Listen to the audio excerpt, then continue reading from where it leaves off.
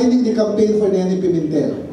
Nagplano lang siya tumakbong presidente sana ng 2004. So what I did was, I bought all the survey data of Neni Pimentel from 1988.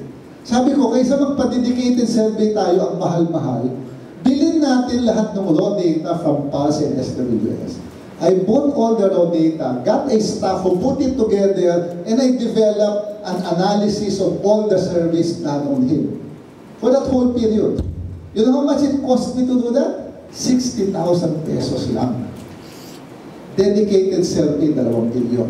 Anong lumabas? Okay. Kasi si Nene, di ba, hindi corrupt, lumalaban, ganyan, no? Ang problema, hindi na hinahanap ng botante. Hinahanap madaling lapitan. So if you were the campaign strategist, you had the dilemma. Do I change Nene Pimentel and make him look like madali siyang lapitan para mag-match?